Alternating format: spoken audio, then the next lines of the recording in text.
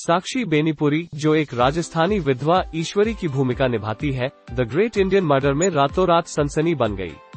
लेकिन अभिनेता का कहना है कि एक रात पहले की रात एक दशक तक चली। मैं 2012 में मुंबई आ गया और तब से ऑडिशन, ट्रेनिंग, थिएटर और छोटी भूमिकाएं कर रहा हूं। मुझे खुशी है कि मुझे अपना कौशल दिखाने के लिए सही प्रोजेक्ट मिला और आखिरकार मुझे ध्यान आया।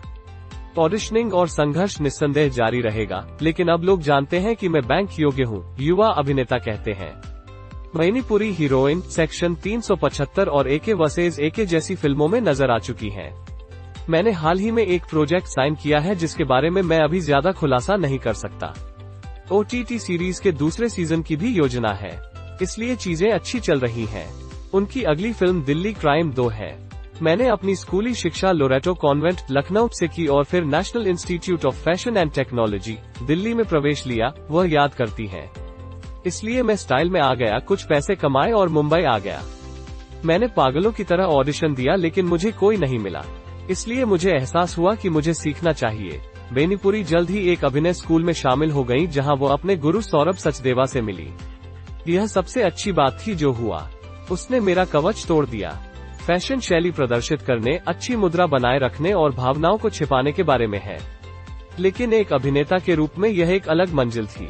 इस कला में महारत हासिल करने के लिए अभिनेताओं को अपनी भेद्यता और भावनाओं को सही तरीके से पेश करना सीखना चाहिए। यह एक तपस्या है, वो आगे कहती हैं। छपाक अभिनेत्री का मानना कि उनकी लखनऊ की जड़ों ने उनके शिल्प का समर्थन किया। आशिकी और भाषा में थेरव। मैं गर्व से कह सकती हूँ कि सौरभ सर और मेरे गृहनगर ने मेरे करियर में एक महत्वपूर्ण भूमिका निभाई। उन्हें लगता है कि इसने उनके शिल्प को समृद्ध किया। मुगलते में मैंने 3 साल तक एक सेक्स वर्कर की भूमिका निभाई, जिससे मुझे काफी मदद मिली।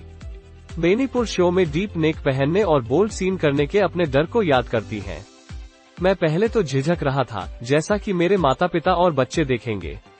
लेकिन आपको चिंता करने की जरूरत नहीं है जब आपके पास निर्देशक के रूप में तिग्मांशु धूलिया है जो इतनी खूबसूरती से शूटिंग करते हैं, वह कहती हैं। उनके पिता एक सेवानिवृत्त सिविल इंजीनियर हैं और उनकी मां एक गृहिणी है। वे गोमती नगर जाने से पहले हेवलॉक रोड पर रहते थे।